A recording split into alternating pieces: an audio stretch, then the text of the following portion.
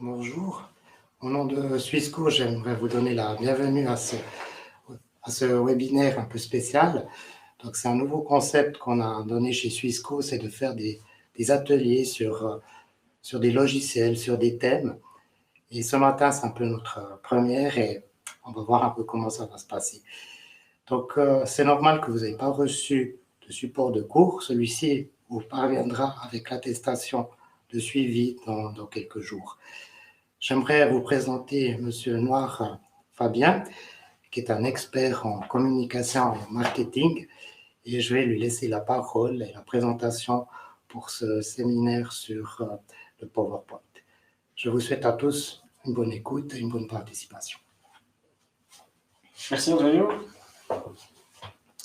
Bonjour à tous, bonjour à toutes. Alors, je ne vais pas me présenter très longuement parce que ce n'est pas l'objet de cette présentation. Juste quelques mots.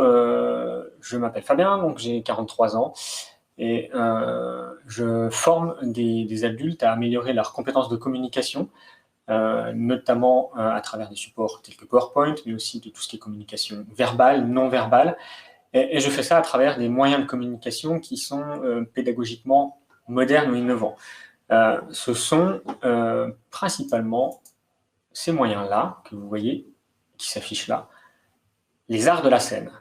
Je suis parti du principe que tout ce qui est théâtre ou mise en scène aide beaucoup le collaborateur à gagner en impact, en confiance en lui dans ses interactions de communication, que ça se trouve dans du PowerPoint, mais que ça se trouve en interaction humaine quand vous êtes en situation de management ou que vous êtes dans une situation de gestion de projet ou en tout mode collaboratif.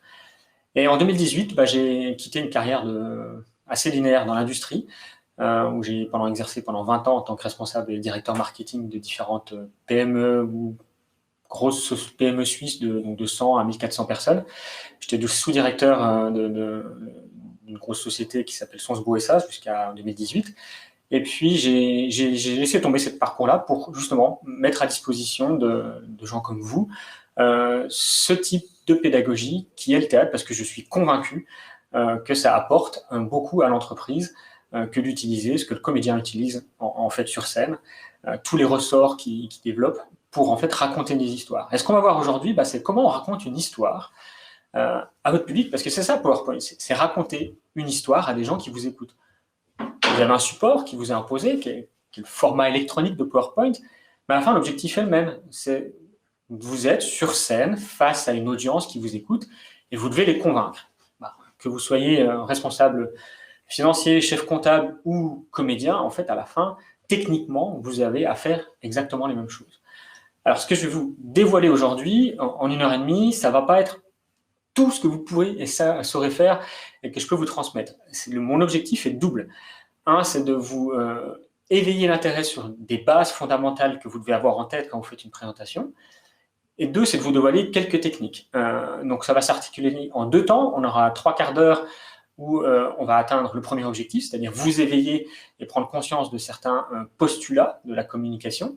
Et puis, dans la deuxième partie, je vous dévoilerai des astuces, principalement des astuces visuelles, pour avoir des slides beaucoup plus impactants.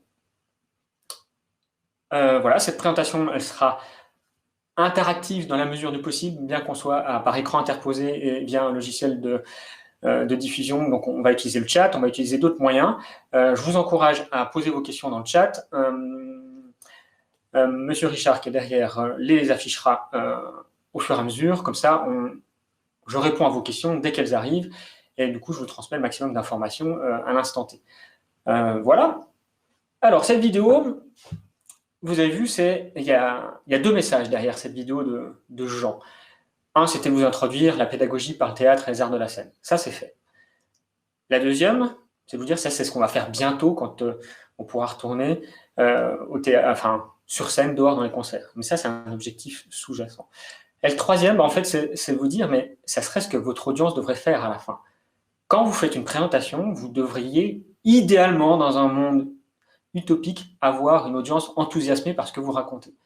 Parce que je vous dis, vous me dites, mais il est fou. Ouais, vous n'aurez jamais quelqu'un en entreprise qui va faire « Yeah, c'est génial !» et qui vous filme comme ça.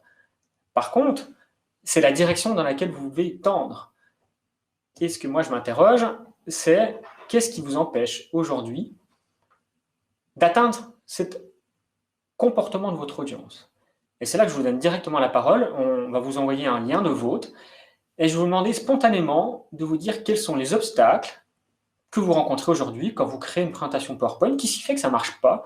C'est quoi votre feeling qui vous dit pourquoi ils ne comprennent rien à ce que je raconte? Pourquoi j'arrive pas à convaincre? Notez ça et on va partir là-dessus. Ça m'aide, moi, à vous donner des éléments dans l'heure et demie qui suit qui correspondent à vos attentes. Donc, vous avez reçu un lien pour voter et puis on va regarder en live, en direct, vos réponses et on partira. Ça sera notre point de départ pour le début de cette formation.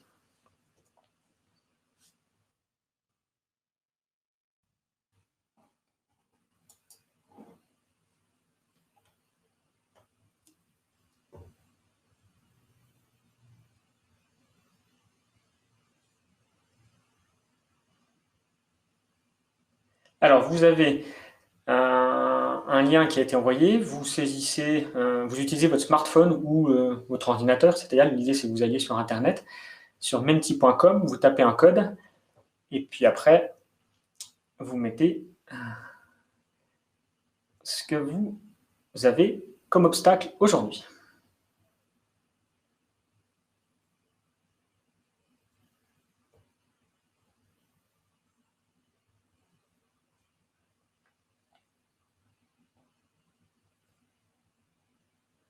Vous avez le droit de saisir 2 réponses par participant. Si vous faites des phrases trop longues, malheureusement, le système tronque la fin.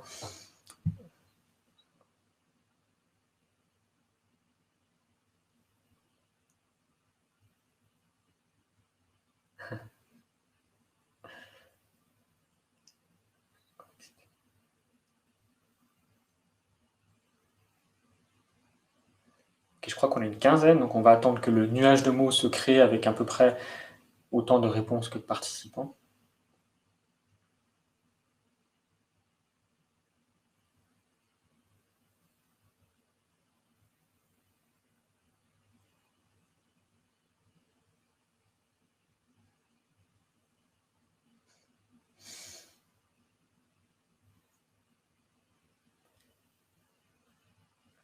Ok, je vois plus de mots qui apparaissent. Ah, si ça arrive, encore.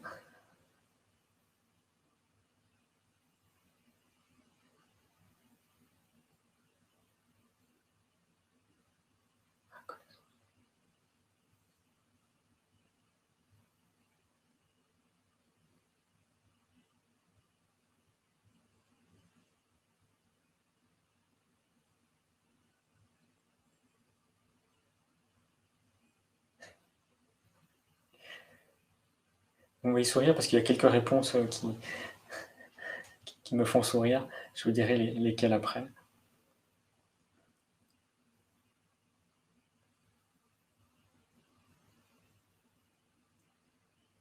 Ok, je vous laisse encore peut-être quelques petites, une dizaine, quinzaine de secondes pour ceux qui voudraient saisir une deuxième réponse ou ceux qui n'ont pas encore réussi à se connecter au Menti.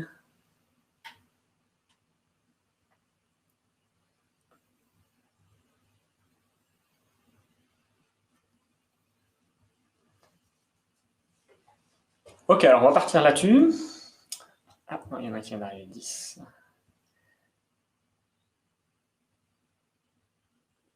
Ok.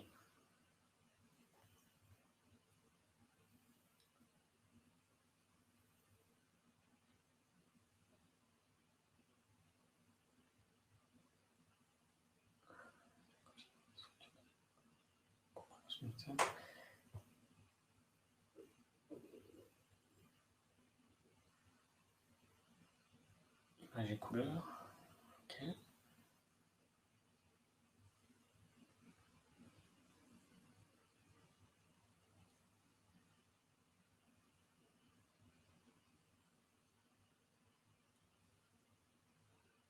Quelqu'un aussi a répondu dans le chat, trop de mots, ouais, ok.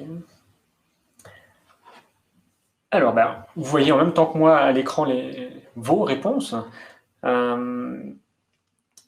Si on prend un peu de recul par rapport à ça, moi je vois deux deux obstacles principaux.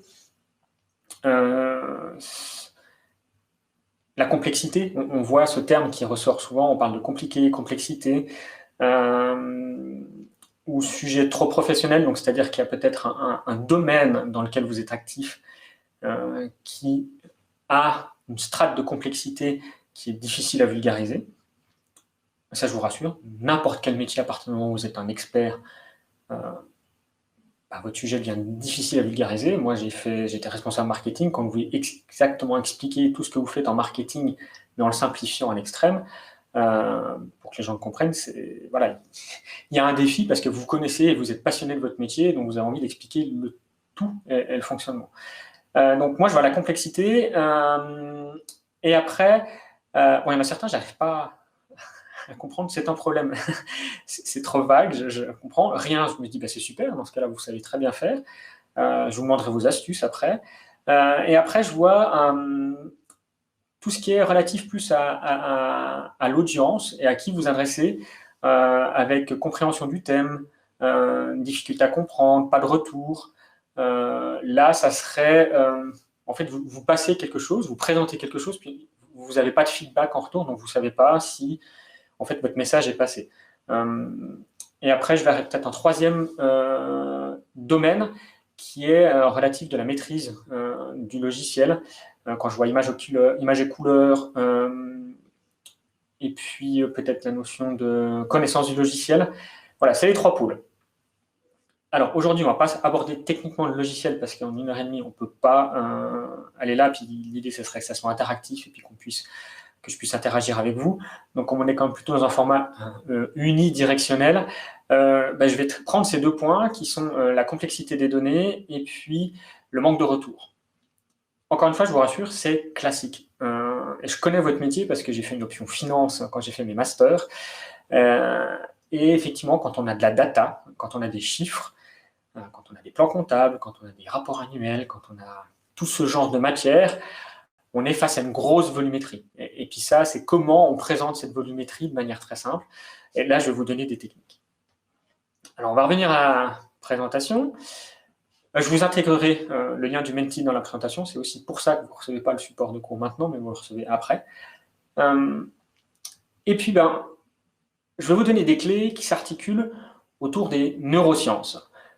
Aujourd'hui, la science qui évolue le plus depuis presque une dizaine d'années, ce sont les neurosciences, c'est-à-dire comment l'imagerie médicale ou le eye tracking, c'est-à-dire des capteurs placés sur les yeux d'une audience ou d'un consommateur, permet de comprendre le fonctionnement neuronal et donc du coup la perception des messages. Donc, si on revient aux fondamentaux de la communication, en fait, PowerPoint s'inscrit dans les bases de la communication. Vous êtes un émetteur d'un message et vous avez un récepteur. Et puis pour ça, il faut envoyer un message. Donc, les neurosciences nous permettent de comprendre comment optimiser l'envoi de ce message. Et là, je vais vous donner quelques techniques qui sont issues des neurosciences et puis surtout comment ces techniques qui peuvent paraître génériques s'inscrivent dans le concret du PowerPoint. La société, j'en parle pas, j'en ai déjà parlé. Et puis si vous voulez en savoir plus, vous allez sur ekima.ch.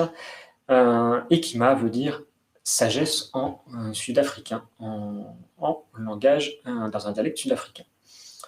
C'est l'objectif de ma vie finale d'être sage. Bon. Pour commencer, en général, quand je fais cette formation, je demande aux participants, c'est-à-dire à vous, de venir avec les cas concrets que vous utilisez. Alors là, on ne pouvait pas le faire, donc je me suis dit, je vais demander à notre meilleur ami qui s'appelle, vous savez, le moteur de recherche avec un G et puis des lettres en couleur qui suivent, de me dire, est-ce qu'il n'y a pas déjà vos collègues qui ont présenté des choses, parce qu'on trouve de tout sur Internet. Donc j'ai cherché présentation de résultats financiers ou quarterly results, et puis j'ai trouvé plein de présentations. J'ai trouvé aussi des présentations de logiciels. Donc je vais vous passer en vue 3 cas.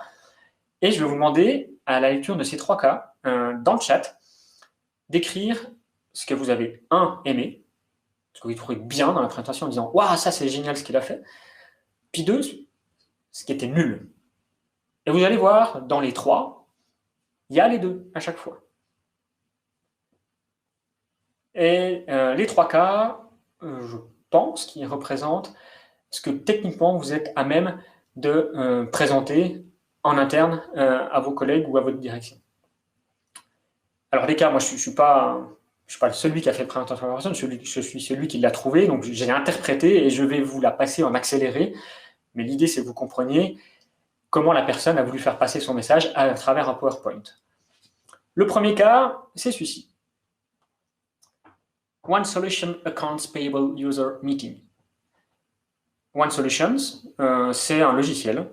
Et puis Accounts Payable, je crois que je n'ai pas besoin de vous le traduire, User Meeting. Donc en fait, on est dans une présentation de comment utiliser un logiciel au niveau comptable. Et donc ça veut dire que c'est une formation en interne du comptable à travers des utilisateurs pour leur expliquer comment correctement saisir les informations dans le logiciel comptable, de manière à ce que votre travail corresponde aux standards et que votre donnée soit clean. L'agenda, on va passer en revue les échéances, on va regarder comment on peut faire toutes les écritures de régularisation, tout ce qui est liquidation. Je vais vous parler aussi de toutes les mises à jour qu'on a prévues, et puis aussi du futur de l'évolution du logiciel, et on terminera par une partie de questions. Alors, les échéances, vous savez lire le slide, donc je vous ai mis ici ce qu'on trouve dans la procédure.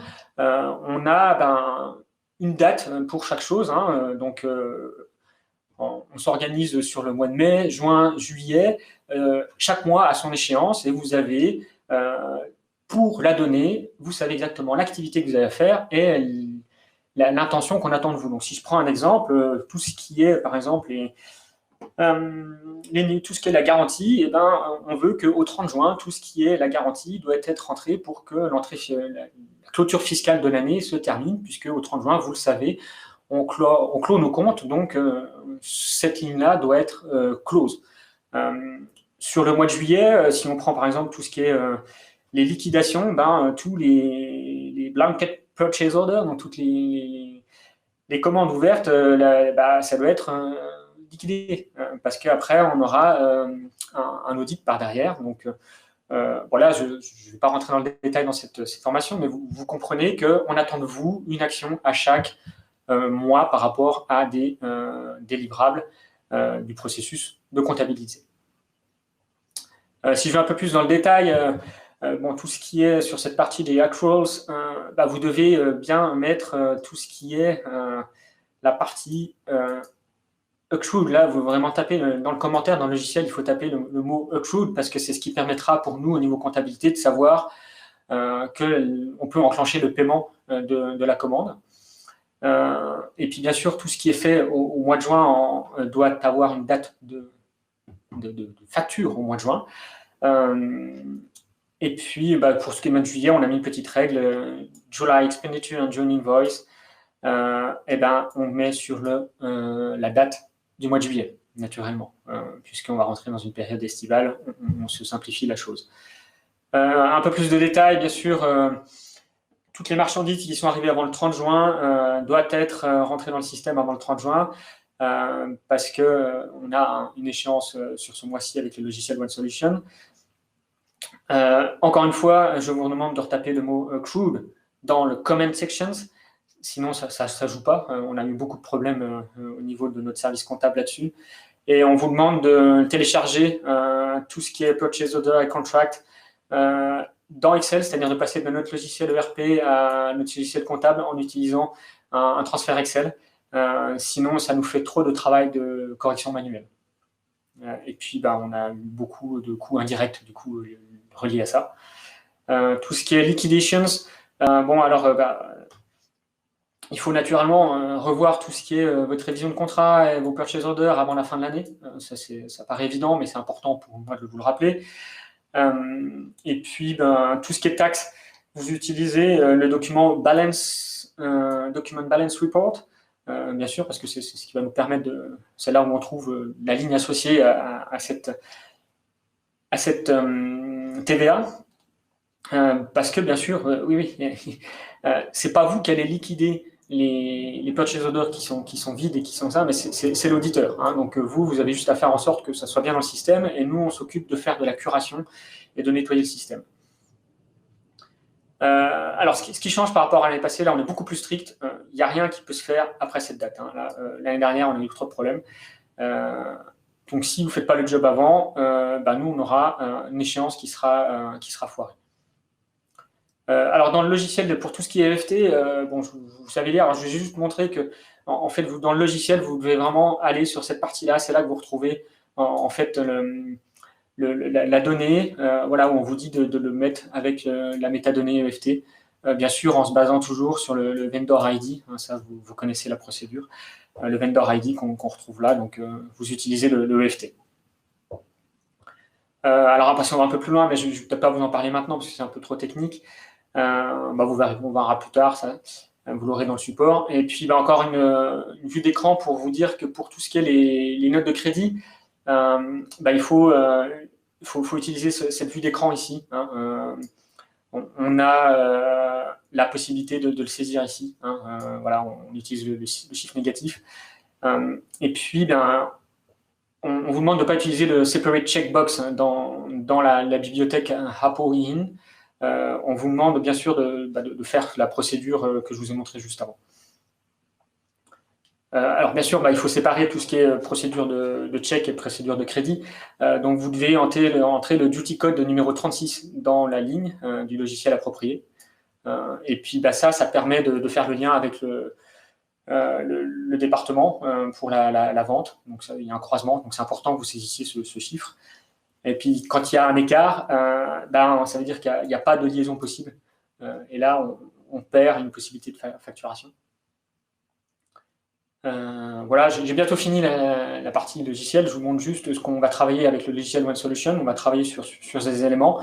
Je crois que j'ai eu beaucoup de demandes en interne sur l'aspect budgétaire. Donc, on travaille sur vous aider pour vous au niveau du département, que ce soit la production, que ce soit le service marketing, que ce soit la logistique. On va vous aider à mettre le budget en place et à le gérer via OneSolution. Les autres, tout ça, c'est un peu plus de la procédure comptable interne. Voilà, on vous accompagnera là-dessus. Est-ce que vous avez des questions ou pas? Alors, voilà, je vous ai fait une petite présentation, je me suis substitué au vendeur, j'ai inventé pas mal de choses. Je vous demande dans le chat de me dire qu'est-ce qui était bien dans cette présentation selon vous et qu'est-ce qui était nul. Qu'est-ce qui a été bien fait dans PowerPoint, qu'est-ce qui serait amélioré. Et puis comme ça, on capitalise sur votre connaissance, votre perception. Donc dans le chat, vous pouvez taper ce que vous avez trouvé bien. Ça peut être tout et n'importe quoi.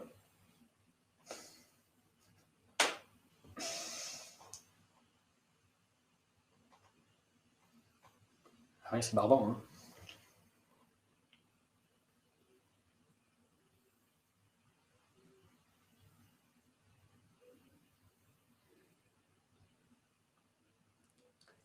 Ok.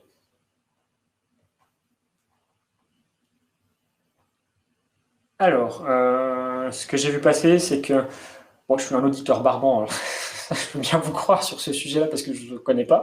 Donc, j'ai inventé par rapport au peu de connaissances que j'ai de votre domaine. J'imagine que l'auditeur devait être meilleur que moi. Hein. Ce que je renote, c'est qu'il y a trop de volumétrie d'informations, que c'est trop de texte, et donc du coup, que c'est peut-être pas assez concret sur la perception pour vous, avec des visuels qui sont peut-être manquants. Et que, très bien, merci Rosa pour ce commentaire-là, c'est qu'à la fin, c'est quoi son message? Qu'est-ce qu'il voulait raconter, ce créateur de cette présentation? C'était quoi son but? Est-ce que vous arrivez à formuler en une phrase l'intention de la personne qui a pris la parole? Je pense que vous cherchez, puis en fait, il y a tellement d'informations, et avec une mise en page qui est effectivement sobre, qui peut être structurée, on ne sait pas en fait quel est le point important qui est mis en avant.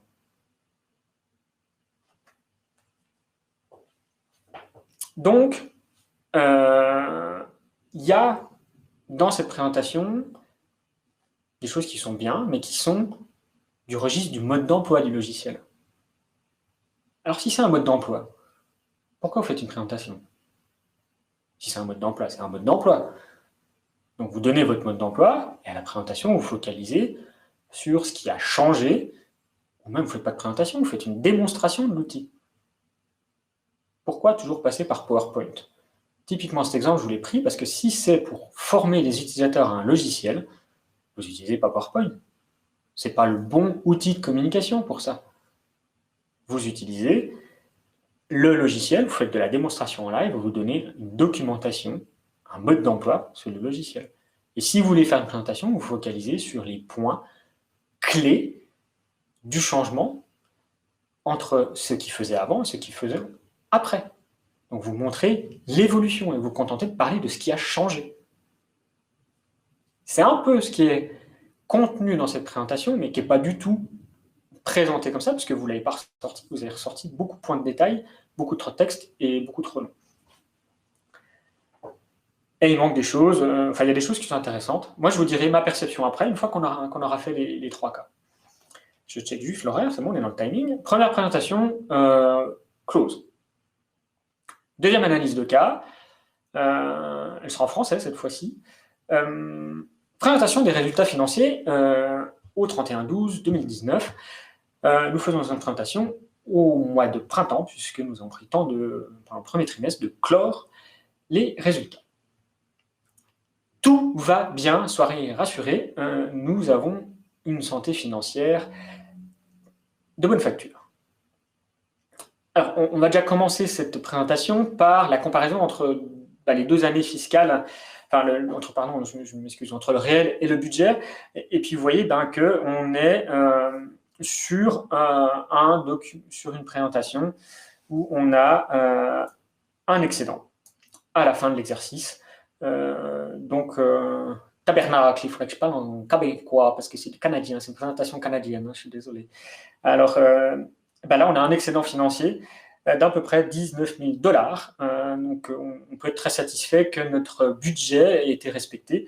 Et je tiens à remercier à tout le monde d'avoir fait preuve de rigueur dans la gestion des dépenses et puis tous ceux qui ont permis la réalisation des revenus d'avoir tenu leur prévision budgétaire. Alors bon, dans la partie globale, on est naturellement excédentaire. Si on prend charge par charge ou poste par poste, vous voyez qu'il y a des écarts. Si on se focalise un peu plus sur les grands écarts, on a un très grand écart ici de 23 000 en excédent. Bon, c'est plutôt une bonne nouvelle quand on a des revenus qui sont supérieurs à ce qu'on fait. Par contre, dans les dépenses, vous voyez, on a dans l'hygiène du milieu, là, on a pris une grosse claque avec moins 125 000 de différentiel.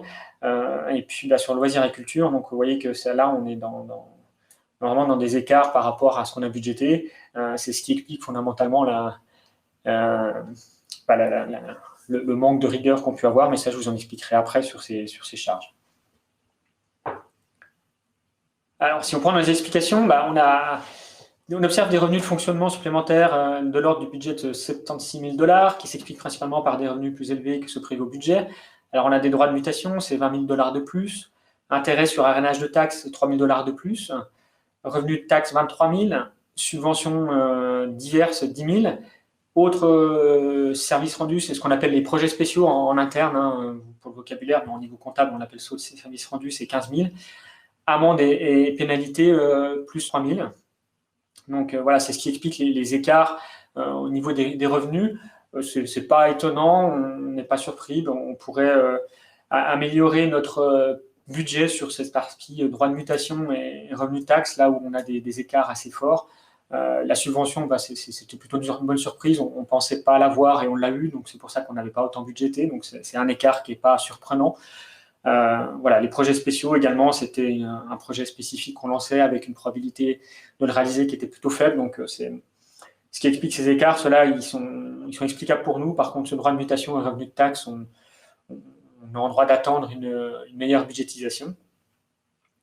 Alors, si on est dans l'explication des écarts au niveau des dépenses, cette fois-ci, globalement, on a des dépenses de fonctionnement plus élevées par rapport au budget qui sont de 57 000 $. Donc, si on met au prorata du budget, c'est quand même un montant conséquent.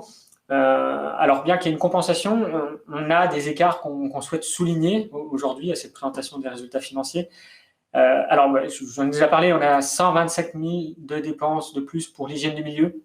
Et ça s'explique par la problématique qu'on a eue au niveau de la vidange des boues et puis tous les services techniques qui ont dû intervenir suite à l'étude du cabinet Tech, qui nous a du coup mis en perspective la nécessité de se mettre en conformité. Donc on a dû faire une dépense supplémentaire qui était non budgétée, mais qui était nécessaire pour le fonctionnement de notre structure.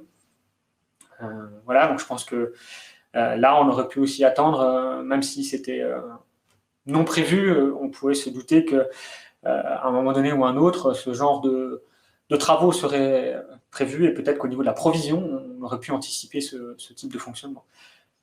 On a eu également des transports plus élevés pour 30 000. Alors voilà, on est dans un contexte climatique. On n'est pas loin de l'Ontario, donc vous voyez, déneigement, entraînement machine et circulation, là, l'hiver a été plus rigoureux que prévu, avec des moins 30 qui ont perduré, donc nos frais étaient plus élevés. Bon, ça arrive de temps en temps. L'hiver était exceptionnel. On peut considérer que la dépense, du coup, s'explique et qu'elle était non prévisible.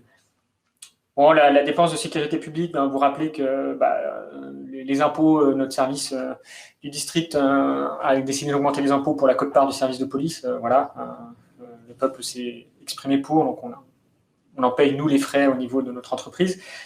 Loisirs et culture, alors ça c'est une dépense, même si c'est un écart, on est plutôt heureux d'avoir mis en place ce genre de projets spéciaux, puisque ça permet à nos bénéficiaires d'avoir une prestation un peu plus intéressante.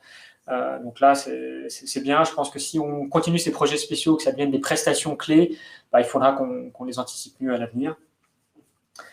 L'aménagement et l'urbanisme, ça c'est moins que le budget parce qu'on a décidé de reporter les dépenses, donc ça sera une provision pour l'année prochaine. Frais de financement, on a moins 110 000 de moins et on a affecté 80 000 de moins que le budget. Ça, on ne va pas rentrer dans le détail aujourd'hui parce que c'est trop long à vous expliquer, mais pour ceux qui ont des questions, je reprendrai plus tard. Voilà, donc globalement, on a une balance qui se compense, avec, je vous rappelle, à peu près 19 000 $ d'excédent. Donc, c'est plutôt positif dans la globalité, mais il y a quelques points de détail à ajuster. Alors, qu'est-ce qu'on doit ressortir comme fait saillant ? On a un surplus qui passe d'un montant très élevé à un montant beaucoup plus faible, donc on a une diminution de presque 300 000 $. Alors, ça se puise, ce transfert-là, cette diminution se puise sur des réserves qu'on avait accumulées les années passées, et puis qu'on a fait des affectations, une écriture comptable pour passer ça sur une affectation au niveau des immobilisations. Et puis on a décidé de créer un fonds de roulement qui permet d'avoir plus de flexibilité au niveau comptable pour gérer ce genre de type de changement. Donc ça, c'est un premier point saillant. Ensuite, on va parler de l'endettement long terme. Vous voyez, on a une baisse qui est quand même intéressante au niveau de l'endettement, donc c'est plutôt positif parce que le but à la terme, c'est de rembourser nos prêts. Et puis, on a une autre bonne nouvelle, c'est qu'on n'a pas contracté une nouvelle dette. Donc ça, c'est bien, ça veut dire qu'on reste aussi dans notre stratégie d'autofinancement. On a une nouvelle fois fait une écriture pour les immobilisations parce qu'on a ce projet pour l'aqueduc et les égouts, ainsi que les travaux qu'on a à faire sur l'extérieur doivent être anticipés. Après, ce qui est intéressant dans l'analyse analytique, c'est qu'on parle de ratio d'endettement total. Alors, par unité d'évaluation, on est meilleur que la région administrative. Donc, c'est plutôt positif pour notre positionnement concurrentiel sur le marché. Donc, on devra encore surveiller de rester dans cette fourchette-là à l'avenir. Mais là, on vous donnera aussi des données régulièrement dans l'année pour suivre ça. Si on reste dans l'endettement, mais qu'on parle du ratio de l'endettement net à long terme par dollar de RFU, là on est sur un chiffre de 2,59, la région elle est à 2,39, donc on est dans des fourchettes comparables par rapport à des investissements analogues d'autres institutions. Donc on reste dans ce qu'on avait annoncé il y a une année. Ce qui est positif, c'est qu'on n'a aucune augmentation de taxes qui est planifié pour payer les dépenses et les intérêts. Donc on est dans une bonne position financière pour la suite. On doit quand même veiller que le futur projet du parc dont on a parlé ici soit financé par des programmes de subvention. C'est ce qui nous permettrait toujours, quand on recourt à des subventions publiques, d'avoir une marge de manœuvre financière plus intéressante. Je pense que c'est faisable puisque on a quand même un intérêt dans nos activités de biens publics et on devrait pouvoir convaincre les subventions, en tout cas les décideurs politiques, de nous donner ces subventions. Le dernier point saillant que je voulais aborder avec vous, c'est le dépassement des coûts pour ce projet PIMP. On a dépassé de 60 000 $, donc on l'a quand même. Bon, on a pu raser le projet parce qu'on a pris dans un surplus, mais ça représente quand même 1,3% des dépenses totales. Alors bon, c'est pas dramatique, ça reste 1%, c'est un terme de prévision qui est plutôt bonne. On n'a pas prévu d'augmenter les taxes par rapport à ça pour compenser ce surplus. Voilà, c'est les points saillants de la présentation des résultats financiers. En conclusion, ce que je voulais dire, c'est alors on a un léger surplus financier, on l'a vu tout à l'heure, 19 000 $. On a un fonds de roulement de 100 000 $ qui a été créé. On va permettre l'achat de petites immobilisations dans le futur. Alors bien que le surplus accumulé ait diminué dans 2019, on est très heureux d'avoir été en mesure de payer l'ensemble des dépenses comptant afin d'éviter d'avoir recours à l'endettement. La conséquence de tout ça, c'est que notre municipalité va très bien. L'augmentation des taxes et donc des revenus liés va définitivement donner un solide coup de pouce aux finances de la ville, parce que sur le budget de l'année à venir, on a une affectation de 38 000 $ du surplus accumulé. Même si ce n'est pas nécessaire, on va faire voter ces passages de surplus au conseil communal, parce qu'on l'avait déjà fait en 2018 et ça nous permettra d'avoir une marge de manœuvre pour la suite. Voilà, est-ce que vous avez des questions par rapport à cette présentation des résultats financiers? Ok, je change de rôle, je reviens. Vous me remettez dans le chat ce que vous avez aimé, ce que vous n'avez pas aimé. Tout en sachant que moi, je ne maîtrise pas le sujet. J'essaie de comprendre ce qui est dit.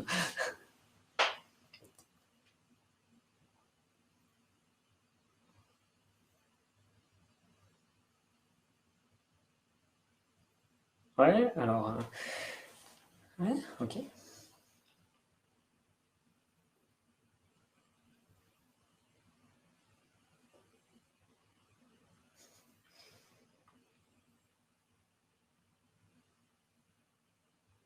Ouais, moi aussi, je suis d'accord avec vous aussi, bien.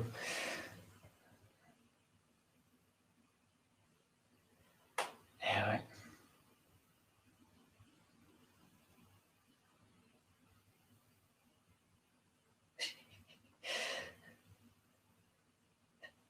Oui, Antoine, j'espère que vous n'avez pas une indigestion, mais effectivement, c'est le terme.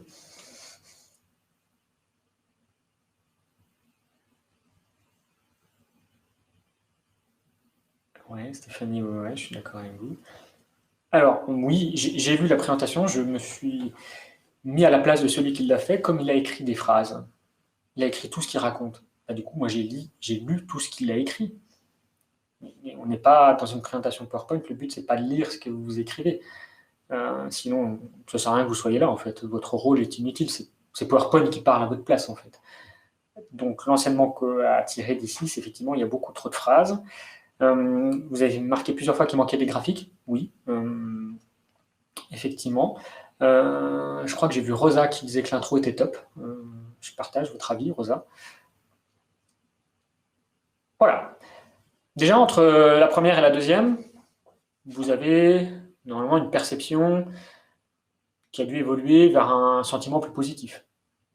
Parce que même si on peut lui critiquer des choses, il y a déjà graduellement des choses qui sont mieux mises en évidence, ou qui sont mieux utilisées pour faire passer certains messages. Après, il y a encore beaucoup de choses à travailler. Troisième présentation, analyse de cas numéro 3. Elle est en anglais, mais c'est vrai que j'ai tapé ma requête en anglais, j'ai fait Quarterly Results.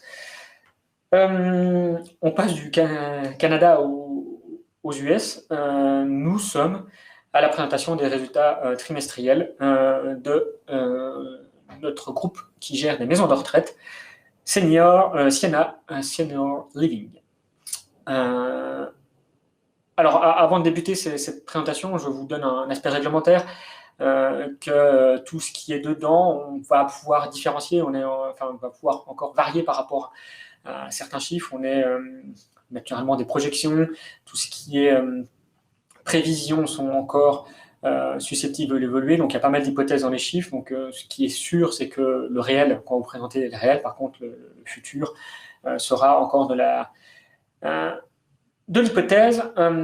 C'est pour ça qu'on vous remet ce disclaimer et on vous invite à aller regarder ça sur le CEDAR pour avoir tout ce qui est résultats financiers les plus actuels. Voilà, cette partie légale étant faite, j'ai le plaisir de co-animer cette présentation avec Loïs Cormac.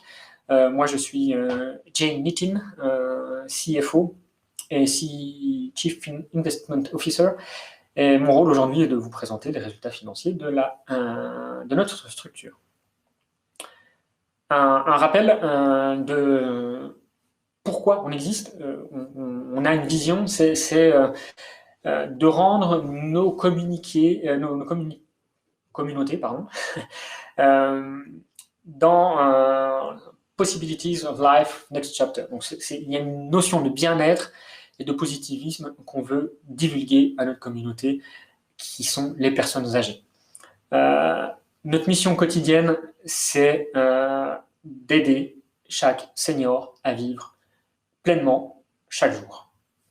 Pour ça, on a des valeurs, le respect, la passion, l'esprit d'équipe, la responsabilité et la croissance. Nos objectifs stratégiques, je vous les rappelle, sont la croissance de la compagnie, l'organisation, efficience de nos plateformes de fonctionnement, donc tout ce qui est infrastructure, et puis le troisième objectif, qui est le corollaire du premier, c'est et qui nous intéresse particulièrement au niveau financier et comptable, c'est d'avoir un résultat équilibré à la fin de l'année. On passe tout de suite aux résultats du troisième trimestre, avec quelques données qui sont chiffrées ici. Alors, si on prend par exemple tout ce qui est consolidated, on a la bonne nouvelle de voir qu'on a presque 32% par rapport à l'année précédente. Donc, on a sur un volume d'affaires qui est quand même assez conséquent, on a une très belle hausse, ce qui est réjouissant pour notre modèle d'entreprise, et notamment pour l'objectif premier qui est la croissance. Et vous voyez que sur les autres indicateurs, on a également une hausse qui suit la tendance haussière du premier indicateur que je vous présente, donc tout ce qui est chiffre d'affaires consolidé. Donc on est heureux de ce résultat financier et on espère que sur la fin d'année, donc la consolidation Q4, on aura exactement les mêmes tendances à vous présenter. Si on regarde pour tout ce qui est l'indicateur de Retirement Results and Occupancy, vous voyez qu'on a une moyenne qui est stable par rapport au year-to-date et la moyenne, donc on est dans des indicateurs qui sont très très positifs. Et puis on a bien sûr comme une hausse de ces indicateurs. Là, ce qui est intéressant, c'est que voilà, on prend à peu près 4-5% ou 4-5 points d'augmentation sur ce critère de performance opérationnelle qui est important pour nous. Donc on est content parce que cette stabilité-là va être positive pour le futur. Un critère un peu plus qualitatif, donc on est dans des indicateurs de qualité qui sont publiés par le Canadian Institute of Health Information. On est dans la moyenne nationale, donc ça c'est plutôt bonne nouvelle pour nous. Et même que cette moyenne nationale, on la outperforms. Donc, on a un fonctionnement qui est plus viable et plus profitable que la moyenne nationale. On a, au niveau de notre fonctionnement, on a été accrédité par des tiers, ce qui est une preuve de notre efficience opérationnelle. Et puis, on a des très très bons taux de satisfaction de la part de nos résidents et des taux d'engagement. Donc, on est sur une prestation de service qui est extrêmement positive et concurrentielle sur le marché. Bien sûr, pour cette excellence opérationnelle, on se base sur des ressources humaines, et puis sur l'intégration de nouvelles compétences par l'acquisition. Donc, on investit dans notre personnel par des actions pour les fidéliser, et on investit dans le recrutement de talents avec des programmes spécifiques, des chasseurs de tête ou une détection dans des écoles à fort potentiel. Et puis, comme une stratégie de croissance nous l'oblige, on est toujours à la recherche d'acquisitions potentielles d'autres maisons de retraite pour continuer à garantir notre croissance et puis travailler sur les coûts d'échelle au niveau de notre prestation financière. L'avantage, mesdames, messieurs, c'est que nous sommes dans une tendance mondiale qui porte notre activité, puisque toutes les études s'accordent à dire que le nombre de seniors ne fait qu'augmenter et que d'ici 2036, on aura 10 millions de seniors. Donc là, on est dans un segment de marché très porteur pour nous, ce qui fait de par notre bonne situation financière, on a toutes les raisons de croire que notre stratégie de croissance va se réaliser, puisque le marché lui-même est en croissance. Alors, si on va un peu plus dans le détail dans les indicateurs financiers, je vous remets ce qu'on a déjà vu tout à l'heure, avec une hausse très positive sur tous les indicateurs qu'on a. Vous voyez, il n'y a que du vert et que de la croissance. Donc, on peut se réjouir de ces chiffres. Pour tout ce qui est Diluted Operating Funds, on a également une croissance.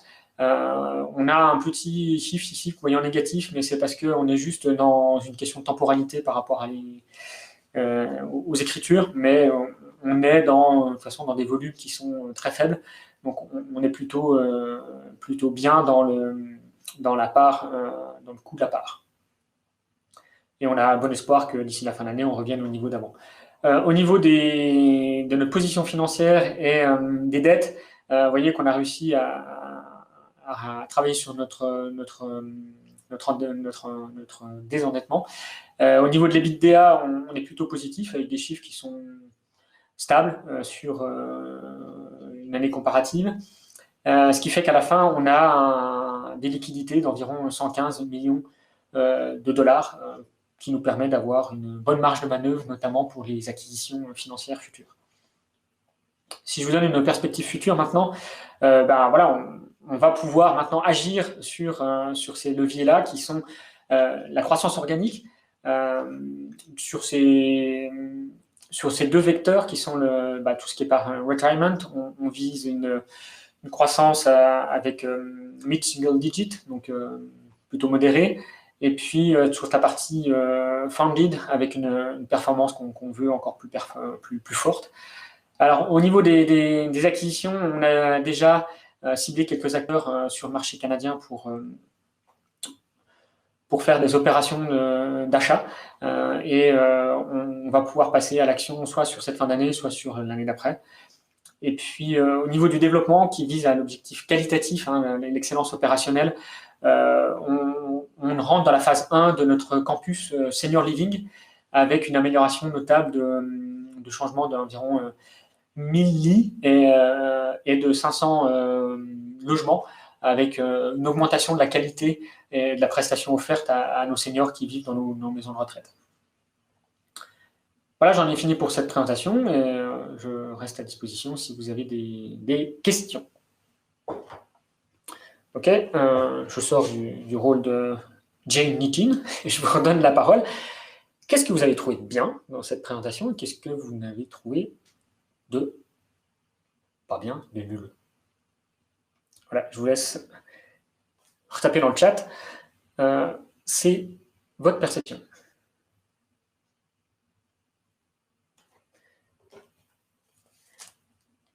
Le présentateur est nul. Ouais, c'est vrai. J'assume totalement.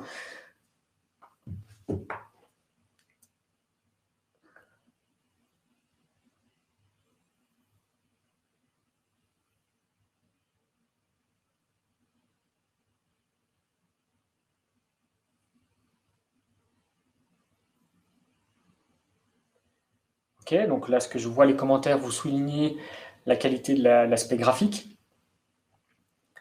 avec quelque chose de plus épuré, si je reformule de manière fluide, imagée. Et ouais, Katia, vous avez raison, hein. Il y a de la répétition là-dedans. Hein. Il y a de la répétition, et Rosa le confirme. C'est beau, mais on retrouve plein de fois la même chose. Si je vous demande maintenant de me sortir un chiffre clé, est-ce que vous en avez retenu un?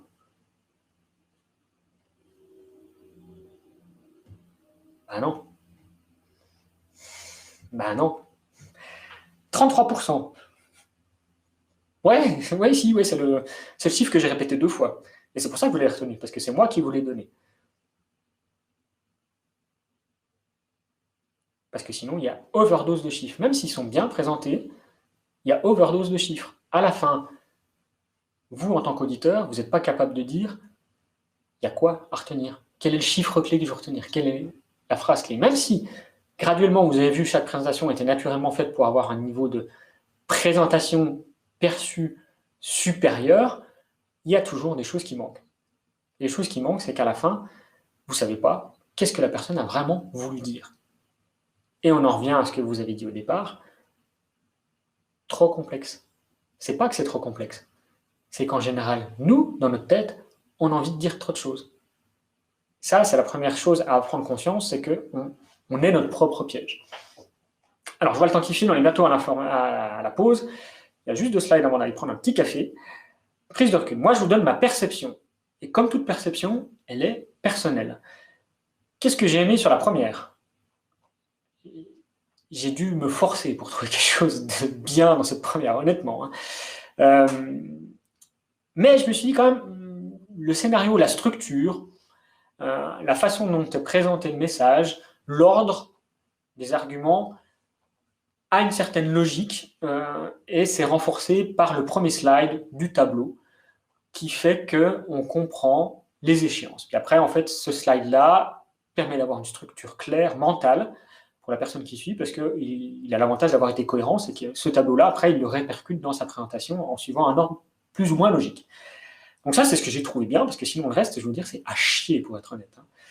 C'est surtout ce que vous ne devez pas faire. La 2. Qu'est-ce que j'ai aimé? Je crois que Roselle a dit tout va bien. C'est l'intro. Moi, j'aime cette intro. Je me dis, mais il a déjà tout dit, en fait. Puis qu'est-ce qu'il fait avec ça? Il crée un super climat de confiance au départ. Les gens sont détendus. Bah, tout va bien. Bah, tout va bien. Qu'est-ce qui va bien, en fait? Les résultats financiers, oui. Mais puis, en fait, il y a tout le reste qui va bien. Donc, il y a un message conscient et inconscient qui fait que votre audience est déjà dans une bonne prédisposition pour vous écouter. Puis ça vous rassure aussi, vous, quand vous arrivez en présentation, puis le premier truc que vous lisez alors que vous êtes stressé, vous dites tout va bien. Ah, c'est vrai, tout va bien, c'est vrai, c'est écrit en fait, je l'ai écrit, donc c'est vrai, tout va bien. Donc c'est l'introduction que j'ai aimé dans cette présentation. L'introduction parce que le message qu'il veut faire passer, il est présenté au début. Alors, tout va bien pourrait être présenté par autre chose, ça pourrait être le résultat financier final, mais en tout cas déjà, il y a un lien qui est créé avec l'audience par l'introduction. Après, ce que j'ai bien aimé, c'est quand même une certaine qualité graphique de la présentation. Elle est courte, mais il y a beaucoup d'infos. Et les slides sont lourds, parce qu'il y a beaucoup de texte. La dernière. La première fois que j'ai vu, je me suis dit, ah, elle est bien. Puis après, je l'ai reparcouru en me disant, qu'est-ce qu'il veut dire? Puis je me dis, mais en fait, je ne sais pas quoi retenir. Je dirais que ce que je retiens ici, c'est ce qu'on appelle l'utilisation de l'espace libre. C'est une technique de communication dans PowerPoint. Et là, c'est pour moi la grande plus-value de cette présentation, c'est qu'elle est épurée. Quelqu'un l'a dit, il est épuré. Et le fait que ça soit épuré fait que c'est beaucoup plus lisible pour vous. C'est-à-dire qu'il y a une mise en évidence des arguments. Donc épuré veut dire déjà peu de données. Ce qui est très bien aussi ici, c'est l'utilisation de chiffres clés. Naturellement, il y a un excédent de chiffres clés, mais il y a certains messages qui ressortent plus facilement que d'autres. Je pense à 2 slides en particulier qui sont la grande tendance mondiale, où on dit qu'il y a 100, je ne sais plus combien de millions de personnes âgées. Là, vous avez un immense chiffre clé qui ressort, puis vous voyez que ça. Après, il y a un chiffre qui aurait dû vous marquer, c'est les 115 millions de liquidités, parce qu'il est quand même assez mis en avant. Mais il est péjoré par la présence de 3 autres chiffres sur ce slide. Donc ça, c'est ma perception. Elle est de loin incomplète, parce qu'il y a des autres choses qu'on pourrait trouver intéressantes. Dans celle-ci, ce qui est intéressant, c'est le rappel de la stratégie avec la vision. C'est-à-dire, on ne parle pas que de vos chiffres financiers, mais on parle de l'être humain qui est derrière. Et puis, on parle au cœur, à l'individu, et pas uniquement à celui qui juge les chiffres. Et ça, c'est une technique de communication que vous devez systématiquement remettre dans vos PowerPoint, c'est de parler aux deux. Et je vous expliquerai un peu comment. Allez, je vous pose 2 concepts et après, on se prend un bon café. C'est qui, ceux-là? C'est quel film? Vous pouvez me mettre la réponse si vous l'avez tout de suite. Il est vieux, hein, mais c'est un bon western quand même. Vous êtes financiers, ils sont combien? Ce sont les 7 mercenaires. Métaphore pour vous introduire les 7 erreurs que les gens font dans PowerPoint. Alors, je dégaine. On va les prendre une par une et on va sortir chacune de ces erreurs. La première, on l'a légèrement abordée avec le mode d'emploi, c'est confondre document imprimé et présentation PowerPoint. C'est l'erreur fondamentale. On se dit, je vais aussi laisser ma présentation PowerPoint comme support de la séance. C'est aussi pour ça que vous ne recevez pas ma présentation maintenant. Parce que je ne vais pas vous envoyer ce que je vous ai projeté. Parce que ce que je vous projette est très sibyllin. Je vous oblige, en fait, à m'écouter. Donc, c'est la première erreur, c'est de se dire, j'écris tout sur mon PowerPoint et tout ce que les gens doivent savoir, je le mets dessus. Les gens le font aussi parce qu'ils se disent, mais en fait, c'est mon prompteur, comme ça, je suis sûr de tout avoir à l'écran. Ouais, mais erreur fondamentale parce que ça aboutit à une obésité de l'information. Vouloir être exhaustif, c'est l'erreur principale, c'est vouloir tout dire. Et ça, c'est le syndrome de l'expert. Vous maîtrisez votre sujet, vous maîtrisez votre processus comptable, il y a plein de chiffres financiers, on veut tout dire. Mais tout dire aboutit à une non-perception des messages. Abuser des listes à puces. Ah ouais, c'est pratique parce que les templates de slides sont faits, il y a des listes à puces, puis ça permet de faire une structure. Oui, c'est bien les listes à puces parce que visuellement, ça organise l'information. Mais le premier PowerPoint que je vous ai montré, le vert là, il n'était que des listes à puces. À la fin, on s'endort parce que structurellement, les slides sont toujours les mêmes. Donc votre cerveau ne fait pas la différence entre un slide et un autre. Recourir à des templates PowerPoint. Oui, c'est une erreur. Alors, je pense typiquement, quand je dis ça, c'est utiliser les templates de Microsoft Office. C'est-à-dire maintenant, vous avez PowerPoint qui vous propose des créations de slides et puis quand vous tapez un truc, il vous propose obligatoirement de le mettre en forme. C'est génial parce que ça vous gagne graphiquement une valorisation de votre argument, mais par contre, il n'y a aucune cohérence dans tout ce qui est présenté. Puis c'est très et trop varié. Utilisez le template PowerPoint, vous allez dire, si vous allez en face, vous me diriez, ouais, mais on a des templates PowerPoint dans la société, on est obligé d'utiliser ça. Je dirais, oui, moi j'ai fait 20 ans de direction marketing, et je peux vous dire que les templates PowerPoint, je me suis battu pour en faire le moins possible, ou en tout cas qu'il soit le plus léger possible, et je voulais presque même faire disparaître le logo de l'entreprise, parce que plus il y a un logo, il apparaît tout le temps sur slide, il prend de la place. Est-ce que ça fait partie du message que vous voulez raconter? Surtout quand vous êtes en interne. Votre logo, il sert à quoi? Vous parlez des gens de la même boîte. Le logo, c'est une information qui pollue le message. Les autres éléments des erreurs, c'est croire que l'audience vient pour vos beaux yeux. C'est partir en tête de se dire, de toute façon, ils vont m'écouter et puis je ne dois pas faire d'efforts, je ne dois pas m'intéresser à eux. Donc là, c'est l'idée de partir de ça, c'est de vous obliger à rentrer dans une phase de aller chercher le feedback. Vous m'avez dit en introduction, vous n'avez pas de retour. Moi, je vous retourne la question, mais est-ce que vous allez le chercher, le retour? Je ne sais pas. Peut-être que oui, mais peut-être que non. Est-ce que votre présentation est structurée pour aller chercher du retour? Croire que l'audience lit dans vos pensées. Est-ce qu'ils savent tout ce que vous allez raconter? Et puis du coup, c'est comment vous, en tant qu'expert, vous vulgarisez ce que vous savez dans la tête. Et la dernière étape de mémoire, c'est négliger la préparation. Et moi, le premier, combien de fois, quand j'étais directeur du marketing, je me suis dit, je vais en comité de direction, là, je vais prendre la dernière présentation sur l'évolution des indicateurs marketing ou la dernière fiche de projet, puis je vais réactualiser. En fait, je me gagne du temps à moi, mais en fait, ce faisant, j'oublie de prendre en compte l'objectif de la séance, parce qu'en fait, je fais juste que prendre ma bibliothèque de slides et je construis une présentation. Mais je ne prends pas assez de temps pour m'intéresser à mon audience, à leur objectif, à leur problématique de l'instant T. Ce qui fait que le travail préparatoire d'une présentation, il est à prendre en compte. Voilà, c'était une petite introduction avec quelques petites astuces que je vous ai dévoilées. Je vous invite à prendre du coup un bon café, un espresso ou autre.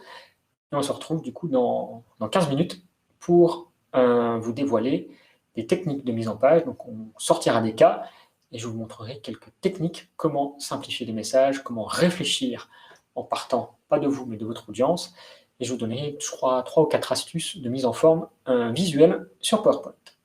Voilà, je vous remercie de votre attention, puis je vous souhaite une bonne pause café. Alors, bienvenue de retour. Comme je vous ai pas en live, je ne sais pas si vous êtes tous là, donc mettez juste oui dans le chat si vous êtes là. Je pars du principe que ceux qui sont pas là ne pourront pas maintenant, hein. C'est évident. Comme ça, je sais. Merci André, merci Cathy, merci. Je sais pas si merci Gabriel, merci Rosa, Magali est là, Gabriela est là, Sylvia est là aussi. Si j'ai pas vu. Igor, merci, vous êtes là. Alors j'en ai compté tout à peu près 9. Suisco est là, tiens. Elle est là. Ok, une petite dizaine. Alors, déjà, en attendant peut-être que les 2-3 prénoms que j'ai vus qui n'ont pas encore répondu, qui étaient là avant, est-ce que vous avez des questions? Si vous avez des questions, vous le mettez dans le chat et puis Pascal va pouvoir les projeter quand elles arrivent. Alors, sur la partie qui suit, on ne sera plus dans les études de cas. L'idée, c'était de vous sensibiliser, vous avez compris. Et puis, dans ces études de cas, je vous ai déjà passé quelques messages de sensibilisation sur des postulats de base de PowerPoint. Maintenant, dans la dernière partie, l'idée, c'est d'aller un peu plus dans un mode de formation. Naturellement, on a même pas 3/4 d'heure, donc ça va être rapide. Je ne pourrai pas tout vous dévoiler, mais je vais vous donner en tout cas le chapeau principal. Et après, vous pourrez aller creuser plus loin sur les techniques à utiliser. Alors, comment débuter efficacement une présentation PowerPoint? C'est de se dire, je reviens à l'erreur principale et j'ai conscience en permanence de cette loi indispensable, qui est PowerPoint n'est pas le support imprimé de mon présentation.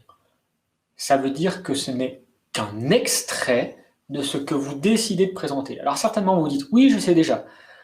Mais combien de fois ce réflexe n'est pas conscientisé à chaque fois que vous prenez PowerPoint, vous cliquez sur le logiciel, vous dites, ah, attention, je ne vais pas tout raconter, c'est uniquement quelques faits saillants que je veux mettre en avant.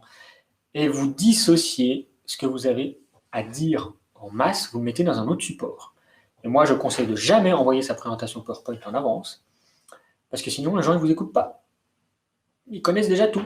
Alors, si on vous le demande et que la direction le demande, vous envoyez le rapport annuel, vous envoyez le bilan comptable, vous envoyez les documents où il y a tous les chiffres, puis c'est à la présentation orale que vous mettez en avant l'accent ou le point sur là où vous avez envie d'insister.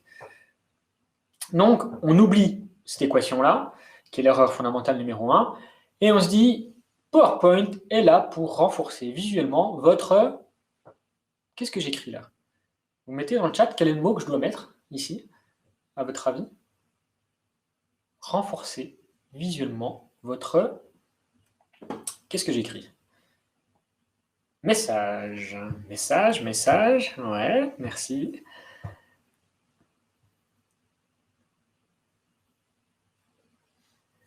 J'aurais pu dire celui qui, ou celle qui donne la bonne réponse, je lui offre un restaurant. Puis là, je vais devoir le payer, le restaurant. Renforcez visuellement votre présentation, votre intention, votre discours. Alors, je remercie Rosa, et puis vous m'enverrez, je vous laisse mes coordonnées à la fin. Je vous invite à boire un coup ou à partager une terrasse de restaurant, comme on a vu. Ça va s'ouvrir. Renforcez visuellement votre discours. Et oui, PowerPoint est un outil d'une prise de parole en public. Ce que vous faites, ce n'est pas une présentation, c'est une prise de parole en public. vous allez parler en public. Et PowerPoint est un outil parmi d'autres qui vous aide à apprendre votre prise de parole en public. Les autres outils, c'est quoi? C'est le tableau, blanc, noir, celui que vous faites avec du Velleda. Les autres outils, c'est votre rapport annuel que vous amenez sur la table et vous demandez aux gens de regarder, c'est votre mode d'emploi, c'est votre démonstration de logiciel. Et PowerPoint n'est pas le seul outil de votre prise de parole en public. Parce que la prise de parole en public, c'est d'abord un discours qui se base sur un message, mais c'est un discours, parce que le message est une partie du discours. Il doit être enrobé, et c'est ça que vous devez avoir conscience, c'est que c'est quoi le discours que vous voulez tenir à votre audience. Et le discours veut dire qu'il y a une notion d'intention, d'aspect court, avec un appel à l'action derrière. Alors le défi, ça oui, vous l'avez mentionné dans le nuage de mots, on a plein de choses à dire, le sujet est complexe. Donc on se dit, comment je fais? J'ai plein de choses à raconter. Alors le premier truc que je vous conseille, c'est de prendre une feuille blanche et vous mettez tous les concepts, un par un, ou tous les mots qui vous viennent dans la tête. Vous faites un nuage de mots, vous faites une carte mentale, puis vous notez tout ça. Puis après, vous biffez déjà tout ce qui n'est pas utile, qui vous paraît superflu. Parce que c'est ce qui vous permettra de passer du chaos. J'ai plein de choses à raconter. Oui, mais il faut que je parle du compte d'exploitation, il faut que je parle du BFR, il faut que je parle de l'EBITDA, il faut que je parle de la loi de procédure comptable, il faut que je parle des écarts. Puis, oh là là, mais il y a plein de choses que en fait, il faut converger parce que si vous faites un discours et une prise de parole en public, ceux qui vous écoutent, ils ont un cerveau qui a une capacité d'absorption qui est extrêmement limitée. Donc plus vous dites de choses, moins les gens captent. Vous dites, mais c'est très bien, ça on le sait déjà, monsieur Noir, comment on fait? Oui, comment on fait? Comment on choisit ce qu'on a à raconter? Une bonne présentation consiste à utiliser votre capacité d'exclure ce qui est secondaire. Alors, je vous ai mis exclure, ça c'est votre défi à vous, c'est le défi de l'expert. Celui qui sait, il a du mal à exclure, parce qu'en fait, il a envie aussi de dire plein de choses. Pour exclure ce qui est secondaire, il faut donc savoir ce qui est primaire. Et comment on sait ce qui est primaire? Est-ce que vous le savez? Est-ce que vos objectifs professionnels ou les objectifs d'entreprise sont reliés à votre présentation? Est-ce ils doivent être inclus dans le sujet du jour? Est-ce que c'est prioritaire, pas prioritaire? Vous connaissez les gens qui sont en face de vous? Qu'est-ce qui les intéresse? Est-ce que vous vous posez la question au moment d'aller présenter votre projet? Il y a qui dans la salle et qu'est-ce qu'ils veulent savoir? Non, vous vous posez la question, il y a moi qui ai présenté, qu'est-ce que je vais raconter? On inverse. Pour faire ce qui est primaire, exclure ce qui est secondaire, vous devez savoir ce qui est important. Ce qui est important, ce n'est pas vous qui le savez, c'est l'audience qui doit vous le dire. Donc si on ne vous a pas fixé des choses, il faut vous dire, il y a une partie, c'est KISS. Alors normalement, je vous remets le slide. Il y a un petit bug de son. Voilà, Pascal nous remet le son à fond. Je reviens au slide en arrière. Ça marche pas. Normalement, vous auriez dû entendre la musique célèbre de Kiss qui est, vous le connaissez. Kiss, tout simplement, c'est un petit joke pour dire keep it simple and stupid. Si vous avez des enfants, vous devez faire en sorte que votre présentation PowerPoint lui soit quasiment accessible. Quasiment, oui, parce que quand on est dans la finance, bien sûr, il y a des concepts qui ne sont pas compréhensibles. Mais partez du principe qu'un béotien qui vous écoute doit comprendre votre présentation. Et ça consiste à exclure tout ce qui est secondaire. Parce qu'au béotien qui ne connaît rien, vous allez lui parler que ce qui est important. Et tous les points de détail qui ne sont pas utiles, vous les omettez. Donc c'est la solution fondamentale. Je vous donne quelques clés. Ce que vous voyez derrière, il y a 4 pictogrammes. Ces 4 pictogrammes, c'est les 4 clés des contraintes que vous devez considérer. Ici, on a un pictogramme qui s'appelle le temps. Est-ce que vous avez conscience du temps à disposition? On vous a dit combien vous aviez de temps? 30 minutes, 45, 1 heure, 15, divisé par 2.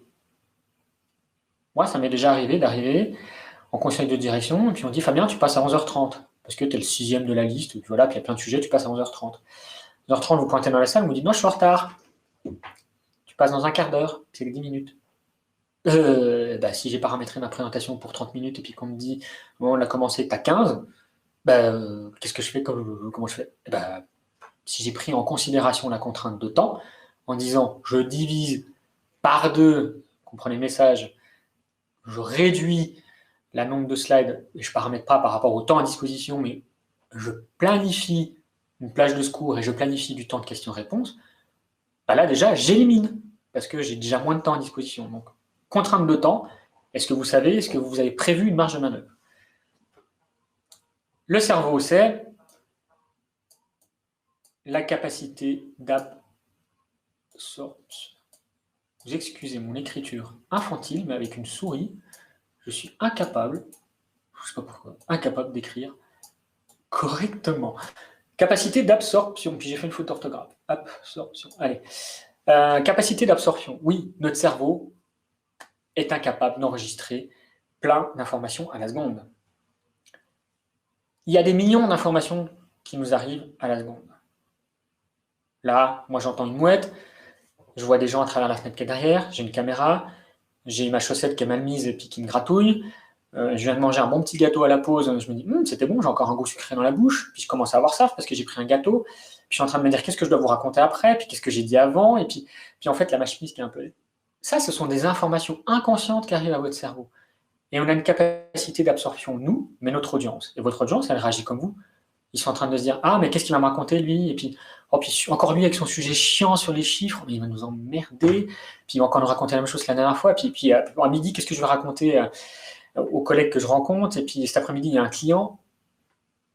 Donc, capacité d'absorption limitée. Sur 1 million d'informations qui arrivent à la seconde dans le cerveau, notre cerveau est capable d'en retenir 7 plus ou moins 2. Et on parle d'informations conscientes et surtout inconscientes. Donc ça veut dire que vous êtes une information parmi d'autres que vous balancez. Donc vous oubliez. Ça va vous faire prendre conscience de la nécessité de faire simple et d'exclure. Ensuite, on est dans une contrainte d'environnement. La contrainte de l'environnement, c'est de savoir le lieu. Vous êtes où? Est-ce que vous êtes dans un studio? Est-ce que vous êtes dans une salle ouverte? Est-ce que vous serez debout? Est-ce qu'il y aura des chaises assises? Est-ce qu'il y aura de la lumière sur vous? Est-ce que vous avez connaissance? Est-ce que vous connaissez le lieu? Ça, c'est un facteur de préparation pour vous. C'est aussi un facteur de savoir où seront assis les gens, pour pouvoir les regarder et maintenir un contact avec eux. Et le dernier, c'est moi et vous. Donc vous, comment vous préparez mentalement à faire votre prise de parole en public? Et pas faire votre présentation, faire votre prise de parole en public. Est-ce que vous avez confiance dans ce que vous allez raconter? Vous en êtes convaincu vraiment à 100%? Parce que si vous n'avez pas confiance dans ce qu'on va raconter, si vous n'êtes pas enthousiaste, positif, vous ne créez pas une relation avec votre audience. Et c'est là que le rôle du comédien est intéressant, c'est que le rôle du comédien, c'est de créer une connexion avec son public pour que le public se réagisse. Dans une présentation publique, vous devez créer la connexion et donc vous devez à fond aligner avec vous-même et croire en votre personnage. Vous jouez un rôle quand vous présentez. Vous n'êtes pas celui qui est en train de faire sa clôture comptable, vous êtes celui qui présente et qui doit convaincre. C'est plus la même personne. Donc il y a un effort à faire sur vous-même pour être convaincant. Et c'est un effort de posture, c'est un effort de voix, et c'est un effort donc mental pour travailler là-dessus. Ça, c'est les contraintes de départ. Faire simple. Je vous laisse lire la situation. Je n'ai pas besoin de vous l'expliquer. Alors moi, je vais vous demander qu'est-ce que vous faites pour faire simple. Vous allez retourner sur le menti.com et on va prendre déjà vos bonnes techniques. Qu'est-ce que vous faites pour faire simple? Qu'est-ce que vous utilisez? Donc Pascal va renvoyer le lien pour le vôtre. Si vous avez laissé ouvert, c'est le même. Et puis, mettez la technique dans PowerPoint que vous utilisez pour faire simple.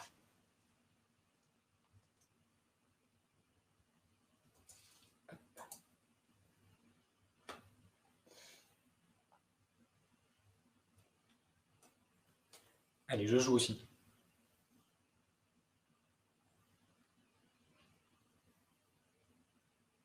Menti.com.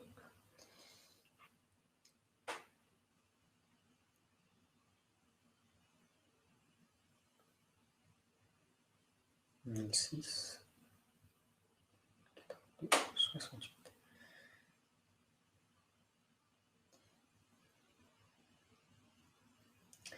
Alors.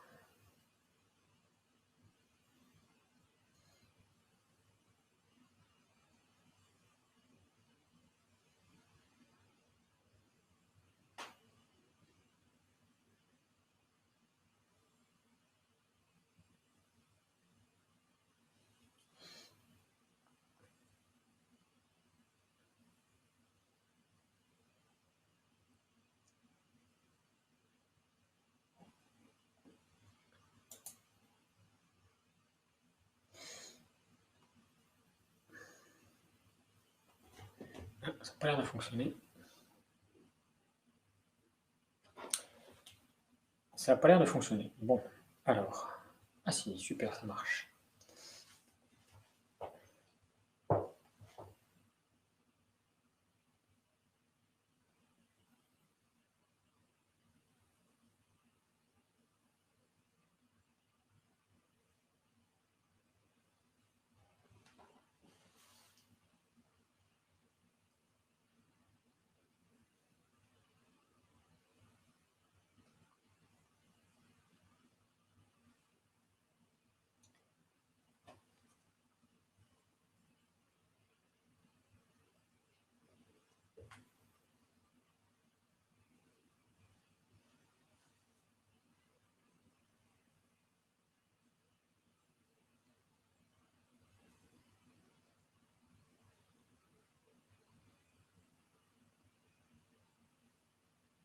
Mhm.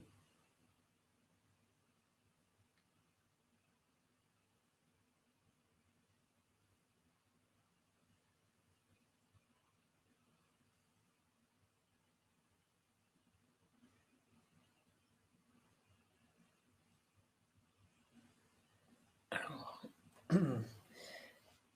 vous avez donné déjà quelques techniques, mots-clés qui apparaissent régulièrement. Pas de phrases ou phrases courtes, donc des expressions de petite longueur.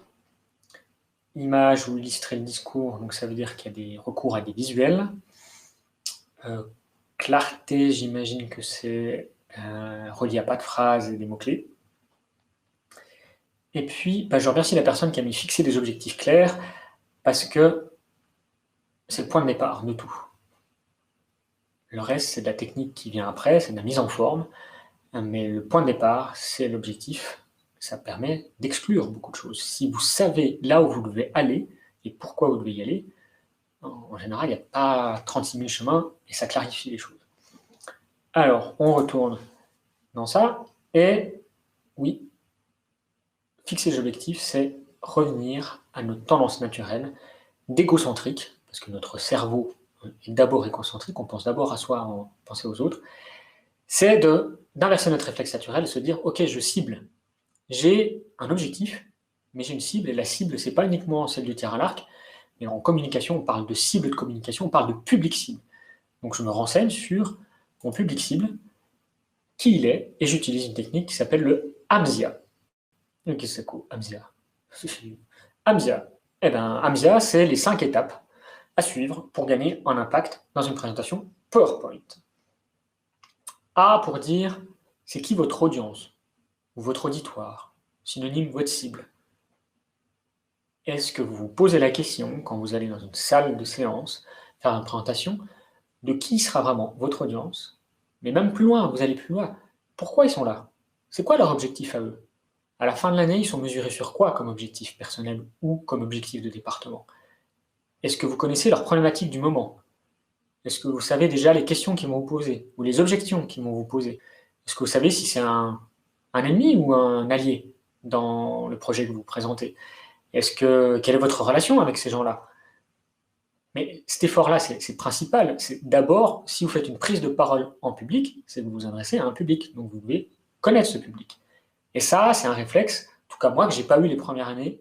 C'était de partir de moi et de me dire qu'est-ce que j'ai à raconter. J'ai mon sujet, j'ai éventuellement mon message, puis je maîtrise assez bien PowerPoint parce que j'ai fait de la com, et puis voilà. Mais je ne m'intéressais pas suffisamment aux gens qui étaient dans la salle en me posant la question, mais pourquoi ils sont là? Qu'est-ce qu'ils attendent de moi? Et quel est l'objectif que eux ont et que moi je dois associer à eux? Et en faisant ça, obligatoirement, il y a une phase de convergence qui va arriver parce que vous allez réduire plein de détails ou plein de sujets vont s'auto-éliminer parce que vous allez trouver le lien entre vous et votre audience. Et qu'est-ce qui fait qu'une prise de parole en public et donc du coup une présentation marche? C'est quand vous parlez du centre d'intérêt commun. Donc quand vous dites qu'il y a trop de trucs, déjà posez-vous la question, est-ce que ça fait partie des centres d'intérêt en commun? L'audience. Quel est votre message et donc votre but? Pourquoi vous êtes là, vous, et quel est le message que vous racontez? Après, ça se transforme en le travaillant dans le discours, naturellement. Mais est-ce que vous avez arrivé à résumer en une phrase votre présentation? Faites l'exercice mental. Une phrase, sujet, verbe, complément, éventuellement un peu plus longue. Mais si vous n'arrivez pas à synthétiser votre présentation et votre message en une phrase, ça veut dire qu'il y a déjà trop. On en revient à la capacité d'absorption. Ou ça veut peut-être dire qu'il faut faire 2 présentations, ou 3. Il faut éliminer, parce qu'on revient à l'objectif. Mieux vaut faire la technique du salami plutôt que tout mettre dans une même séance. Les gens sont beaucoup plus attentifs un quart d'heure, une demi-heure que 2 heures. Ensuite, c'est comment vous mettez ça en scène, quel scénario vous utilisez. Et là, on est dans, je vous mets volontairement un pictogramme qui ressemble à un organigramme, on est dans l'architecture de vos messages. C'est avec quelle logique, comment vous allez commencer, qu'est-ce que vous mettez au milieu, qu'est-ce que vous mettez à la fin. Alors là, il y a plusieurs règles, et je dirais qu'il n'y a pas de règle universelle. Il y a celle avec laquelle vous vous sentez à l'aise pour raconter votre message. Votre message, il a certainement un début, une problématique, vous apportez une solution, il y a un projet, il y a des échéances temporelles, il y a un processus, il y a un logiciel, puis après, il y a certainement une logique de discours et de message qui s'architecture facilement. Il y a plusieurs techniques, on peut suivre une ligne de temps, puis faire quelque chose de très séquentiel, on peut faire du thématique et cloisonner, mais il y a un scénario, et je dirais que là, je ne suis pas dogmatique, je dirais que le meilleur scénario, c'est celui avec lequel vous êtes à l'aise. Parce qu'encore une fois, c'est vous qui prenez la parole, ce n'est pas votre PowerPoint. Donc c'est vous qui allez sauver le PowerPoint, ce n'est pas le PowerPoint qui va vous sauver. Donc soyez à l'aise avec le discours, et si vous êtes à l'aise avec votre discours, et votre structure, et votre scénario, les gens seront aussi à l'aise avec vous. Parce qu'ils vous écoutent vous, hein, le PowerPoint, il n'est que derrière. Les images, bien sûr, vous en avez parlé un petit peu dans le nuage de mots. Quand on parle de clarté, on parle de visuel. On utilise et on recourt à des visuels qui ne sont pas spécialement que des images, hein, mais les images en sont une partie. Et enfin, la dernière technique, c'est l'art oratoire. Et là, c'est le paraverbal, le non-verbal et votre prestance. Ça, c'est bien sûr, on ne le traite pas dans une présentation PowerPoint. Amnesia. Ça, c'est ce que je vous invite à garder en tête si vous voulez retenir une chose d'aujourd'hui, la technique chapeau de tout ce que je vous enseigne dans une formation d'une journée, c'est celle-ci. C'est la technique chapeau aussi. Après, il y a des sous-exercices qui sont reliés à chaque lettre, mais gardez ça en tête, parce que le point de départ, c'est plus vous, c'est votre audience. Si vous avez des questions en live, vous les mettez, hein, pas de souci. Alors, je vais vous faire un focus sur certaines parties, comment captiver l'audience. Un grand défi, c'est que notre cerveau est incapable de ne pas anticiper. Vous êtes toujours en train de me dire, mais qu'est-ce qu'il va nous raconter après, Fabien? Ça va être quoi son prochain slide? Oui, et donc du coup, il y a une question. Pourriez-vous répéter le scénario? Je n'ai pas bien compris. Oui, je reviens. Merci. Alors, je reviens sur le scénario. Le scénario, c'est l'ordre de vos messages et de vos slides. Donc, est-ce que vous choisissez un scénario linéaire? Par exemple, on prend le point de départ, j'ai un état des comptes financiers, puis je vais parler du bilan, après je vais parler du compte des résultats, et puis après je vais parler des indicateurs de comptabilité analytique que l'on mesure régulièrement. Ça, c'est une structure qui est peut-être thématique, ou sinon, vous prenez linéaire, et puis ça peut être une ligne de temps, ça peut être qu'est-ce qui s'est passé, qu'est-ce qu'on a mis en œuvre dans ce projet tout le long de l'année. Je ne sais pas, vous êtes en charge de développer un logiciel, voilà le planning du logiciel, puis on suit une ligne du temps. Ça, c'est 2 exemples. Un scénario, ça peut être utiliser un registre métaphorique, plutôt que de parler de votre état comptable, vous racontez une histoire qui a la même structure que ce que vous voulez raconter, le même problème, la même solution que vous amenez, mais au lieu de parler de finances, vous parlez, je sais pas, de la nature, d'une voiture automobile que vous avez réparée. Voilà, ça, c'est un autre type de scénario. Voilà, j'espère que j'ai clarifié ce point-là. Retenez que c'est l'ordre et l'enchaînement de vos slides. Et là, il est, encore une fois, très personnel. Merci Sylvia de votre retour. Alors, on ne peut pas anticiper. Oui, c'est notre nature humaine parce qu'on a un instinct de survie à la base. on anticipe tout ce qui va se passer, donc on est aux aguets. Alors, ça veut dire que votre audience, elle est toujours en train d'anticiper ce que vous allez raconter au prochain slide. Donc, si vous mettez une liste à puces, vous faites tout apparaître sur le même slide, ça veut dire que les gens sont plus en train de vous écouter, donc ils n'écoutent plus votre discours, mais ils sont en train de lire votre slide. Puis ça veut dire qu'en fait, c'est plus une prise de parole en public. Ben, voilà, je voulais... Bon, en gros, vous le lisez, puis voilà. Parce que si tout est affiché et toutes les puces sont là, les gens vont tout lire. Puis ce qui est important, c'est vous qui le dites à l'oral. Donc, on casse ça, et pour casser ça, un slide par idée. Donc déjà, prenez conscience que si vous faites un slide, combien il y a d'idées dans ce slide. Et je casse tout de suite le mythe de dire j'ai 30 minutes de présentation, il faut à peu près 2-3 minutes par slide, donc il me faut X slides. Non. Raisonnez pas en nombre de slides. Raisonnez en nombre d'idées et le temps qu'il vous faut pour en parler dans le nombre de minutes qui vous est attribué. Parce que vous pouvez très bien expliquer quelque chose avec un slide pendant une demi-heure, comme l'expliquer avec 30 slides. Ça dépend combien de temps vous restez sur le slide. Si vous faites un séquençage très bien découpé, au lieu de mettre 5 puces sur un slide, vous faites 5 slides, puis ça prend autant de temps. Donc, raisonnez pas en nombre de slides, mais en minutes pour expliquer votre idée. Donc, un slide par idée, ça, c'est la base pour simplifier le discours. Vous vous rappelez cette présentation-là? Il y a combien de slides il faudrait que je fasse alors? Vous me mettez dans le chat combien de slides je devrais faire ici, si j'applique le principe.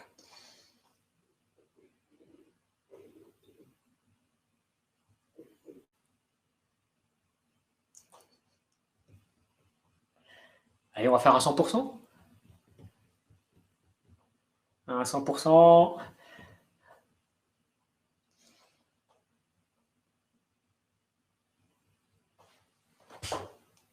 Six slides, il faut. Et vous dites, Fabien, il y a 5 points. Ouais, il y a 5 points expliqués. Mais un slide d'introduction pour dire qu'il y a 5 points saillants qu'on va parler. Donc, là, on est dans la structure du scénario. Il faut guider votre interlocuteur dans votre scénario pour qu'il maintienne votre attention. Donc, si vous allez dire les points saillants des états financiers, vous voyez, il y a 6 zones de texte dans le slide. Donc, 6 slides. Après, ça dépend des thèmes à aborder, mais vous voyez le genre de sujet. S'il y a 5 sujets qui sont expliqués avec plein de textes comme ça veut dire qu'il y a quand même de la justification. Et si c'est un point saillant, ça mérite que ça soit une idée principale. Ce n'est pas du secondaire si c'est saillant. Donc ça veut dire que c'est primaire, prioritaire, donc je dois le mettre en avant. Et là, c'est imbuvable, on ne sait pas ce qu'on va retenir ici. Donc vous devez retenir qu'il y a peut-être 5 points qui sont importants. Et puis après, vous introduisez le slide, le 6e slide qui introduit, ça vous garde le contrôle de votre discours. Et ça évite que les gens anticipent tout ce qui va se passer. Dans le chat, vous mettez la réponse, c'est quoi ça? 1 égale 1000. J'ai toujours été mauvais en maths, vous le savez. Enfin, je pense que vous le comprenez, si je fais ça comme métier, c'est que je suis mauvais en maths. 1 égale 1000, c'est quoi?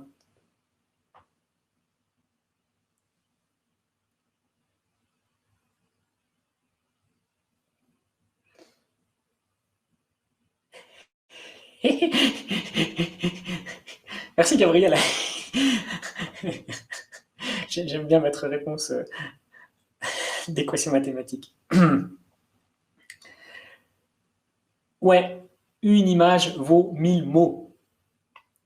Et c'est à vous de faire l'effort de réfléchir. Si j'ai plein de textes à raconter, mais quel est le visuel qui va directement faire comprendre ce que j'ai à raconter? Parce que pourquoi l'image est plus importante que les mots? C'est parce que majoritairement notre cerveau est très sensible aux stimuli visuels. Posez-vous la question, la parole, on l'a depuis combien de temps sur une échelle d'existence de l'homme? On était d'abord actif au niveau visuel. Pour survivre, on a d'abord développé le sens visuel, ce qui fait qu'on comprend beaucoup mieux les images que les mots.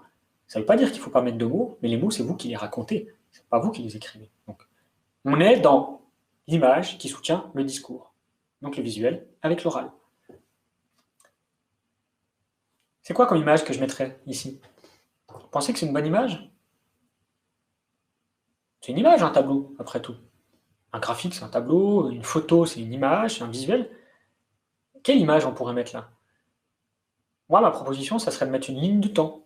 Comme il y a des échéanciers, des échéances, voilà, un calendrier, excellent, merci Gardiala. Exactement, on met un calendrier et on met juste la temporalité.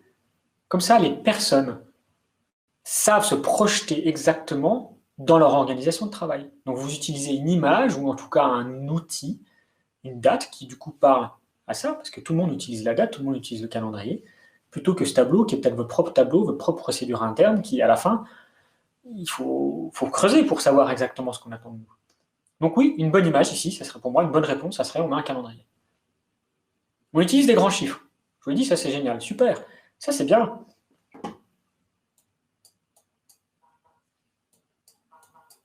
On vire tout ça? Pas utile. Vous le dites à l'oral. Et puis le Strong Industry Fundamentals, on pourrait résumer ce que j'ai biffé ici et le mettre en message clé ici. Plus fort encore que Strong Industry Fundamentals. C'est pas assez explicite pour moi sur la méga trend qui soutient le chiffre. Mais un chiffre clé est important et si vous en utilisez, mettez-en un en utilisant de l'espace libre. Là, ici, il est beau ce tableau, mais qu'est-ce qu'on fait là? C'est quoi le chiffre clé qu'on doit mettre en avant? C'est ça notre message qu'on va repasser? Parce qu'on est dans une analyse comparative des résultats avec le budget 2019. Donc qu'est-ce qu'on veut montrer? C'est le résultat de la comparaison. Donc du coup, tout ça, on en met dans un premier temps. Et dans le scénario, on fait peut-être une partie qui parle des revenus, et puis après une sous-partie qui parle peut-être de cette brique-là, avec un graphique. Peut-être que les histogrammes parlent mieux que les tableaux. Hein. Puis après, vous faites un autre menu avec les dépenses. Et voilà. Donc vous utilisez des graphiques et vous découpez, technique du salami, pour maintenir l'audience. Si vous voulez laisser ce tableau, pourquoi pas? Mais dans ce cas-là, jouez avec des animations, vous cachez une zone, vous la faites apparaître, et puis après, vous mettez peut-être en plus gros le chiffre que vous voulez mettre en évidence. Parce que là, tout le monde, du coup, les gens lisent tout et n'importe quoi, puis ils vous écoutent plus. Un graphique. Ça, c'est un bon graphique ou pas? À votre avis, vous mettez oui ou non dans le chat. C'est un bon graphique ou pas?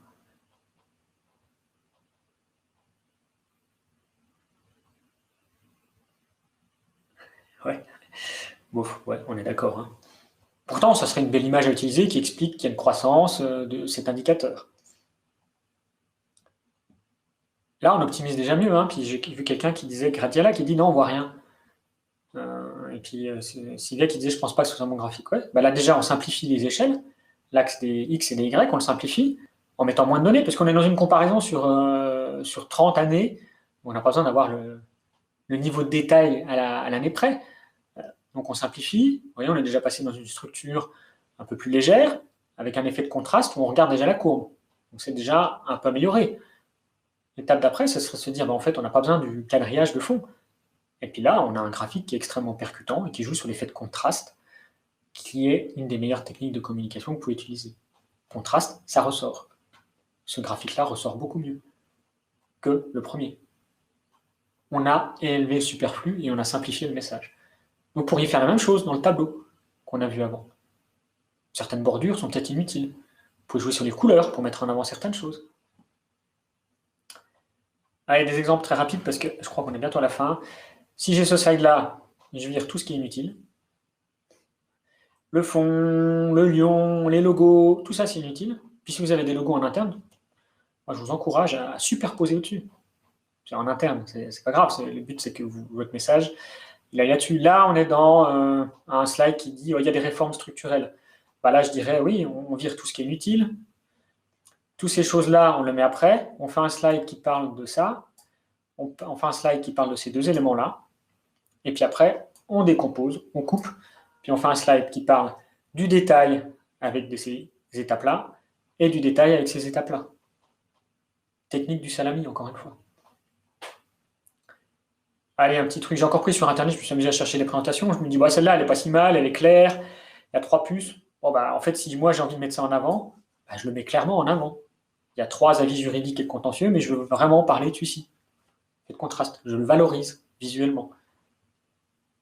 Là, je m'étais renseigné une fois pour en faire un marathon, puis j'ai trouvé un mec qui faisait un programme. Voilà tout ce qu'il faut faire pour faire un marathon, et puis toutes les étapes.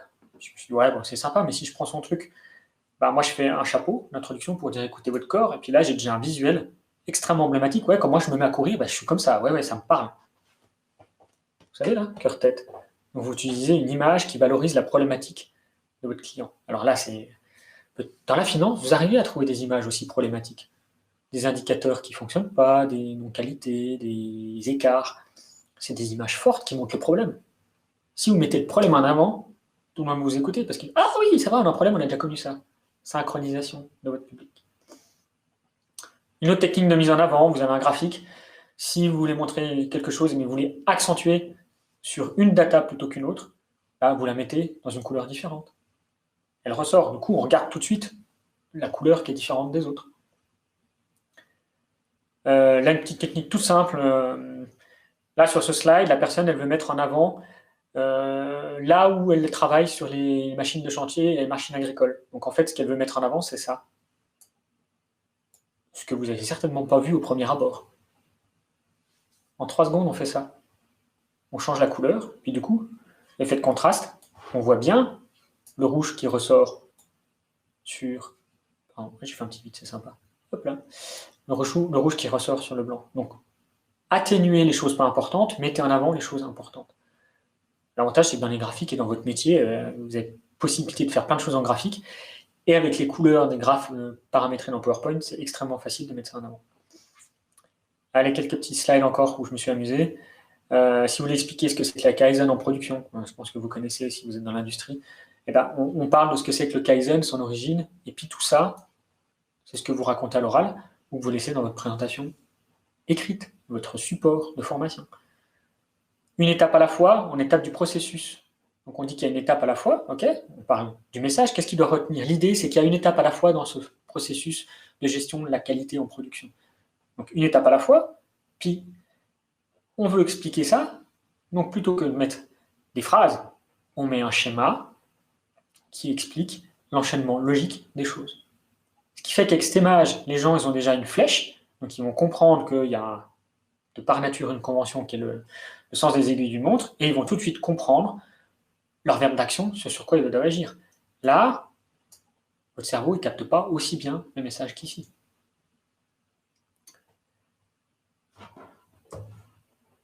Voilà, j'ai fini, sinon après je vous prends du retard, on avait dit jusqu'à 10h30. Si vous avez des questions, je vous invite à les mettre, et Pascal va les projeter. Comme ça, on peut, je peux vous apporter des éléments, des compléments de réponse. Alors, pas de questions. Du coup, il me reste à vous remercier pour la présentation. Il y a Antonio qui va faire un mot de conclusion. Je vous ai donné 2 objectifs au départ, c'était la sensibilisation, et puis un objectif de passer quelques tuyaux et quelques astuces. Donc, je pense, ou j'espère en tout cas, avoir atteint ces 2 objectifs, et retenez en tout cas qu'il y a le HAMSIA, audience d'abord, vous après, et je vous ai mis principalement des techniques simples de mise en forme visuelle. Si vous voulez en savoir plus et approfondir, parce que ce genre de formation, je le fais en général... attendez, je reprends la souris, Patrick. Hop. Je le fais en général sur une journée. Vous pouvez regarder la prochaine formation que je donne fin août, qui reprend la présentation PowerPoint, mais la technique de l'art oratoire, de manière à ce qu'il y ait une congruence du message qui soit perçu par vos interlocuteurs. Voilà, je vous remercie pour votre participation active, et puis je cède la parole à Antonio pour le mot de fin. Merci, à bientôt. Merci Fabien pour ton excellente présentation. On a beaucoup apprécié cette présentation en PowerPoint, et surtout quelles erreurs à éviter, et surtout comment présenter un message le plus simplement possible. Merci encore pour cette excellente présentation. J'espère que ce nouveau concept d'atelier Swissco pris sur quelques heures vous convient.